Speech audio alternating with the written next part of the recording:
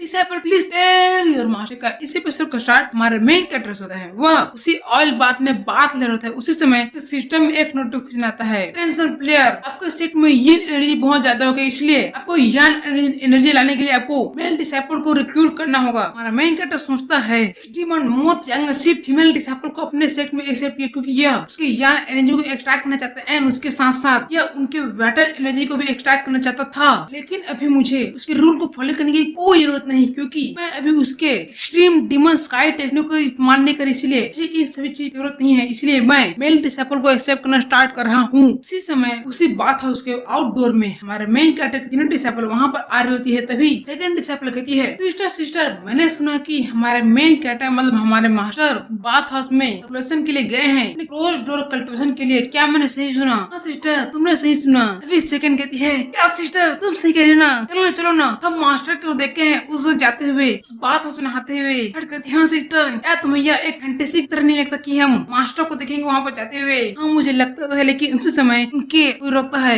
Stop वहीं रुक जाओ। वह मास्टर बाय होता है। मास्टर बाय कहता है, तुम सब लोग वहीं रुक जाओ, मेरे मास्टर ने मुझे ऑर्डर दिया कि इस बात हाउस के आसपास कोई भी डिसेबल यहाँ पर नहीं आएगा, कोई भी फीमेल डिसेबल यहाँ पर नहीं आएगा, उनको यहाँ पर आने पर प्रतिबंध है। इसलिए उन्होंने मुझे ऑर्डर किया कि तुम यहाँ पर गार्ड करो और किसी को भी यहाँ पर आने मत दो। क्या तुमने मास्टर के ऑर्डर को नहीं सुना? की बातें सुनकर वो तीनों भड़क जाती है। अबे जूनियर तू चुप रह साला, तुम्हारी बात मान, साला निकल निकल निकल। फर्स्ट कहती है, हमें बहुत अर्जेंट काम इसलिए साले जल्दी निकल, हमें जाने दे, साला निकल निकल। लेकिन वो कहता है, क्या तुमने मास्टर के इंस्ट्रक्शन तो नहीं सुना? मास्टर ने मुझे स्ट्रिक्टली कहा कि किसी को भी यहाँ पर आने न दे। क्या तुमने यह नहीं सुना? लाइफ एंड डेथ की सिचुएशन के सिवाय किसी भी मौके पर हमारे मास्टर को डिस्टर्ब नहीं करे उसके, इसलिए तुम लोग यहाँ से चले आओ। सीन वहीं पर शिफ्ट होता है। हमें दिखाया था कि डिसेबल कहीं जा रही होती। उसी समय पीछे से आवाज आता है, मिस लॉन्गशियान। बहुत जनरल होता है। पूछा कि मास्टर ने क्या कहा, क्या आपने इस बारे में डिस्कस किया मास्टर से? कहती है, नहीं मास्टर अभी सर्कुलेशन में, इसलिए मैंने उससे बात नहीं किया। ठीक है तो मैं वेट कर लूंगा, प्लीज मास्टर से कह देना अभी वो बाहर है सर्कुलेशन से। कहती है, ठीक है तुम वेट करते रहो।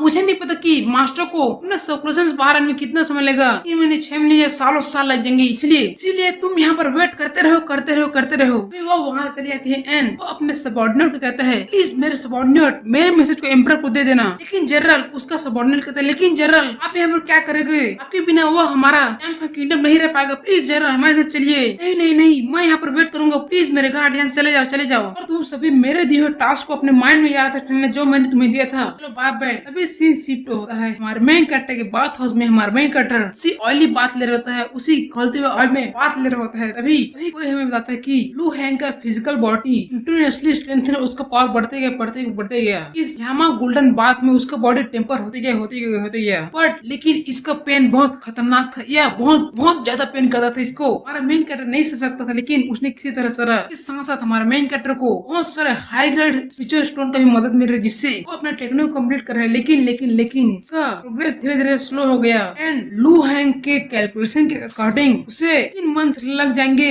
मार्शल सेवरेज रियल तक पहुंचने तक, इसीलिए उसे बहुत लंबा समय लगेगा। लू हैंग कहता है कि मैंने सोचा था कि मैं इन 3 मंथ को जल्दी पार कर लूंगा, इसे जल्दी खत्म कर दूं, लेकिन यह पेन बहुत आसानी है। मैं वंडर करता हूँ अगर इस सिस्टम में इस स्टोर में ऐसे भी लेते जो मेरे दर्द को कम करवाता, मेरे दर्द को खत्म करवाता, तो ये बहुत अच्छा होता। और हमें 1.5 महीने बाद के सीन दिखाया था। हमारे मेन कैरेक्टर बॉडी धीरे टेम्पर होता है। हमारे मेन कैरेक्टर अपनी आंखें खोलता है और उस सिस्टम के मॉल में कह देता कि ये अपने मॉल में एक नोटिफिकेशन मिलता है। उस नोटिफिकेशन में secret technique 5 emperor divine art 4 extremes and mind में कल्टिवेशन करने के मध्य से खुद को मजबूत बनाने के और मार्शल सोल को इम्पावर बनाने के लिए 5 देवताओं और राक्षसों को समनर को देखकर हमारे मेन कैरेक्टर की आंखें चमकती हैं। वाव यार, ये 5 एम्परर डिवाइन आर्ट लगता है मेरे लिए परफेक्ट है, मेरे कल्टिवेशन के लिए सबसे परफेक्ट है। वाह सिस्टर, अब तूने मुझे क्या ही गजब दे दिया। लेकिन तभी उसे कुछ महसूस होता है। वो अपने साधना के मूल माता को कहता है, यह मोत यांग की मेमोरी, यह उस बुढ़े कुसट की ओल्ड मेमोरी, उस बुढ़े कुसट ओल्ड मूड की मेमोरी में हमें दिखता है कि 5 एम्परर रूमर से कि यह 5 एम्परर या 5 इंडिविजुअल स्ट्रॉन्ग रिच कर चुके हैं एम्परर रियम के टॉप पर, उसके टॉप पर पहुंच चुके हैं। इस वर्ल्ड के पावर के बीच में सर्वाइव करने वाले एंड टॉप में रहने वाले यह एम्परर एक्सट्रीमली पावरफुल एंड इस वर्ल्ड के बियॉन्ड थे। लेकिन समय बाद यह किसी अननोन रीजन की वजह से ये पूरे कॉन्टिनेंट से अचानक ही डिस्पेयर हो गए। उनका वो भी ट्रेस यहाँ पर नहीं दिखा।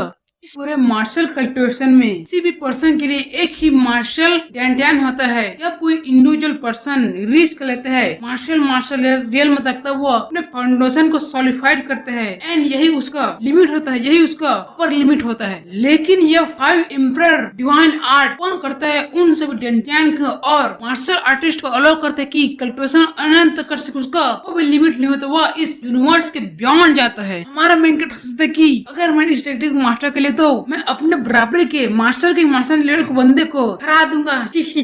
मैंने अभी तक सिर्फ अपने 30% पावर का इस्तेमाल किया था, अपने 30% स्ट्रेंथ का इस्तेमाल किया था, फिर भी तुम हार गए। यही पावर है तुम में और मेरे टेक्निक में और तुम्हारे टेक्निक में। इसके बाद तुम्हें इस वर्ल्ड का राजा बनूंगा, राजा किंग। मेरे से बड़ा कोई नहीं होगा। और यह सिर्फ मुझे मदद नहीं करेगा अपने कल्टिवेशन स्पीड को बढ़ाने के लिए, बूस्ट करने के लिए, बल्कि यह मेरी मदद करेगा अनबीटेबल बनने में, इस पूरे वर्ल्ड में रियल में अनबीटेबल बनने में। यही टेक्निक मुझे रीच कराएगा अपने लेवल में टॉप। और इतना नहीं बल्कि 5 एम्परर डिवाइन आर्ट में 5 एम्परर ओपन कर सकते हैं एक अपने स्पिरिचुअल सी को, और उसके साथ साथ प्रोड्यूस कर सकते हैं अपने सेकंड सोल को ही प्रोड्यूस कर सकते हैं। यह सिंपली एक इनक्रेडिबल डिवाइन आर्ट है। मेन कैरेक्टर उस मिशन को एक्सेप्ट करता है और सोचता है, मुझे ऐसा लगता है कि इस मिशन को स्टार्ट करना है एंड कंप्लीट करना यही मेरे सबसे टॉप प्रायोरिटी होनी चाहिए। फिर मैं टॉप बन सकता हूँ, एकदम टॉपर बन सकता हूँ अपने क्लास में। इसे पता था कि शायद इन सब में कोई एक गाइडेंस मैनुअल होगा, कोई एक गाइडेंस मिशन होगा जो मुझे रिवील कर देगा इस हिडन मिशन को,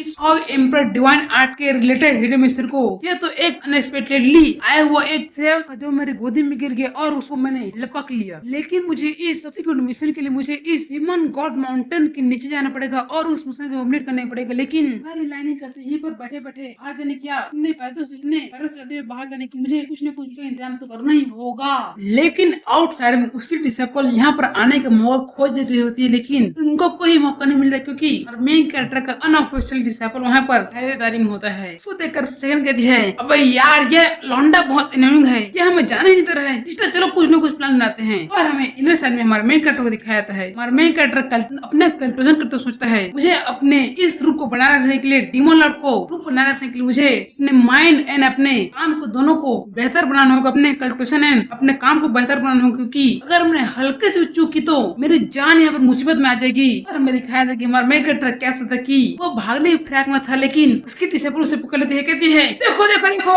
हमारे मास्टर यहाँ पर उड़ना नहीं जानते, लेकिन हमारे मास्टर को तो उड़ना पता है। लेकिन सेकंड कहती है, सिस्टर जिसको भी उड़ना नहीं आता वो हमारे मास्टर होने के प्रेटेंड कर रहा है, वो हमारा मास्टर नहीं हो सकता। ठीक है सिस्टर, ये हमारा मास्टर नहीं तो ये कौन है जिसने हमारे मास्टर को रूप लिया है? चलो जो कभी हमारा मास्टर को रूप लिया था उसको उसकी मौत तो दर्दनाक होती। सिस्टर तुम इसका टांग खाना, तुम इसका मुंडी खाना, मैं उसका गला खाऊंगी। हमारे मेन कैरेक्टर उन सभी को देखकर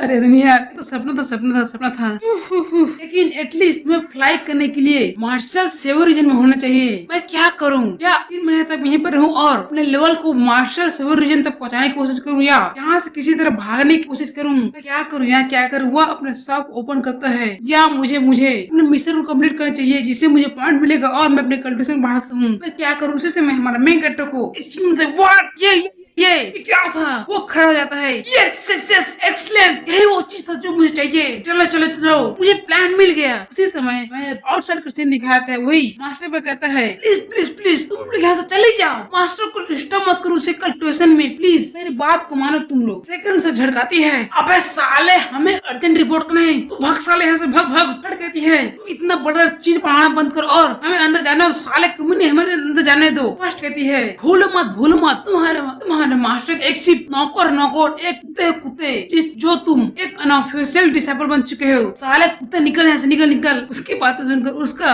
औकात नहीं सुनकर वो क्या करे, कुछ नहीं कर पाता। लेकिन उसी समय हमारा मेन कैरेक्टर अपने कैलकुलेशन से बाहर आता है, मेरे शिष्यों बताओ क्या हुआ, मेरे बच्चों बताओ क्या हुआ, तुम मुझे बताओ कि तुम्हें मुझे क्या रिपोर्ट करना है मेरे बच्चों।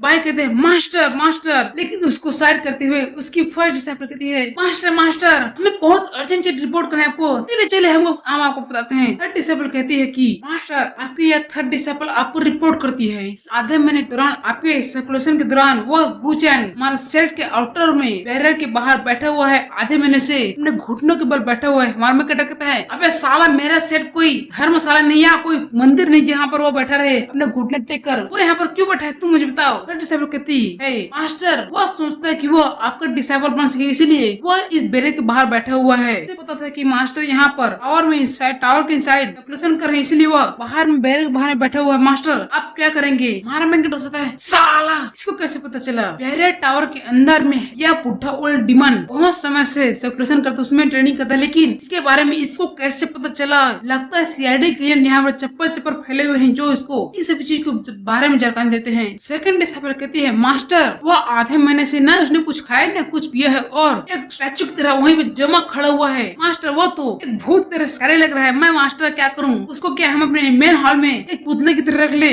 अच्छा हमारे में कहता है अच्छा चलो चलो चलो ठीक है मैं उसे जाकर देखता हूँ, चलो उससे मुलाकात करें। इसी के साथ सीन शिफ्ट होता है एंड हमें इसी बैरियर टावर के आउटसाइड में दिखाया जाता है डिमन माउंटेन बैरियर टावर, वहीं पर जनरल वो वहीं पर बैठा होता है अपने घुटनों पर बैठा होता है। उसी समय वहाँ से धीरे धीरे हवा चलने लगती है या हवा के बहाव में बहने लगती है। उसी समय उसको जैसा होता है कि उसके ऊपर कोई है, वो जैसे ऊपर देखता है ये तो हमारा मेन कैरेक्टर अपने मुख लगाकर आए होते हैं, पंख पंख पंख फेदर लगाकर वहाँ पर आए होते, उसको देखकर वो पूछे बहुत हैरान होता है डीमन लॉर्ड आप यहाँ पर आ गए। इसी के साथ हमारा ये एपिसोड यहाँ पर एंड होता है। अगले एपिसोड में क्या होगा? क्या हमारा मेन कैरेक्टर उसे अपना डिसेबल एक्सेप्ट करेगा, उसे तुरंत ही खत्म कर देगा? ये जानने के लिए आप हमारे साथ बने रहिए, ठीक है? इसी के साथ हम अब इस एपिसोड यहाँ पर एंड करते हैं।